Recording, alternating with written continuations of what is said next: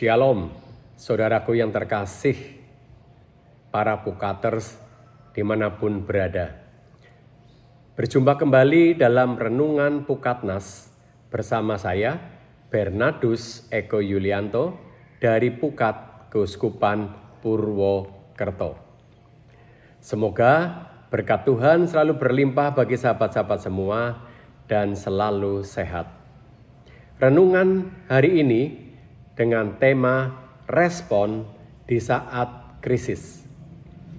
Setiap orang, apalagi kita para usahawan dan profesional, seringkali bahkan akrab dengan krisis. Bahkan mungkin hari ini ada yang masih hidup di dalam krisis. Setiap orang saat menghadapi krisis ingin segera keluar dari krisis tersebut. Namun kenyataannya atau realitanya tidak semua dapat menjadi pemenang di dalam krisis. Bahkan ada yang masih tetap hidup di bawah bayang-bayang atau tekanan krisis tersebut. Apa yang membedakan untuk menjadi pemenang dalam menghadapi krisis? Ternyata yang membedakan adalah respon saat menghadapi krisis.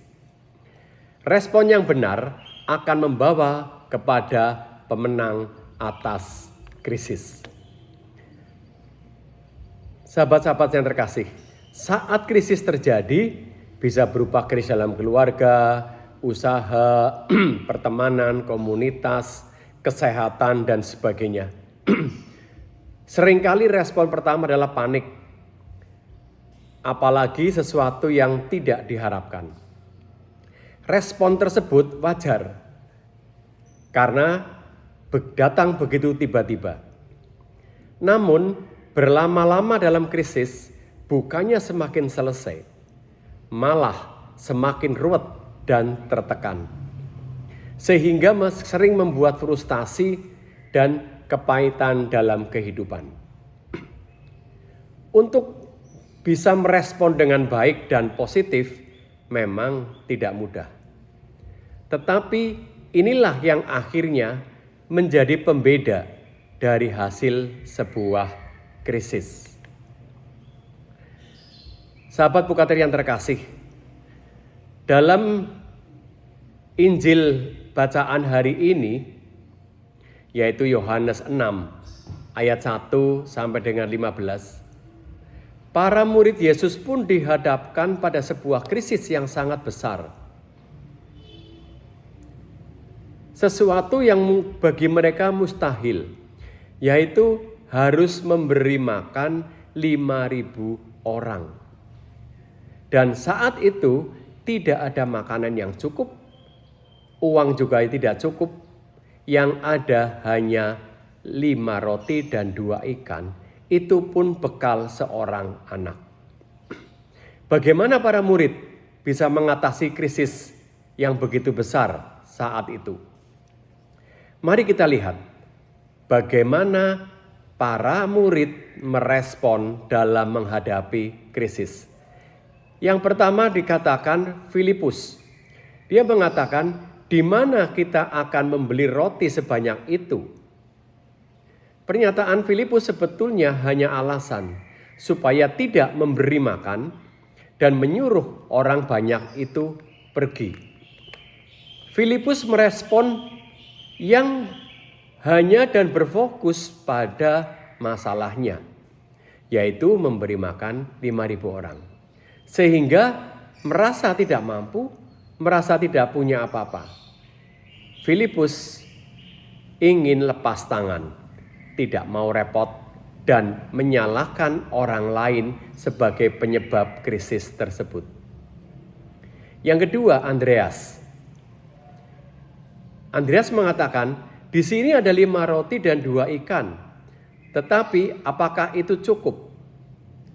Respon yang tidak fokus kepada masalah, tetapi berani melihat apa yang dimiliki untuk mengatasi masalah tersebut. Respon yang tidak lepas tangan dan berani mengambil tanggung jawab dengan bersyukur atas berkat Tuhan yang sudah diterima. Yesus melihat respon yang kedua ini, yaitu dari Andreas, sangat baik karena tidak lari dari masalah dan menghargai atas berkat yang sudah diterima, walaupun belum cukup untuk mengatasi semua. Respon yang mau menempatkan Tuhan sebagai sumber dari segala kuasa, sehingga walaupun dalam keterbatasan yang ada, tetap percaya dan tidak menyerah, apalagi bersungut-sungut.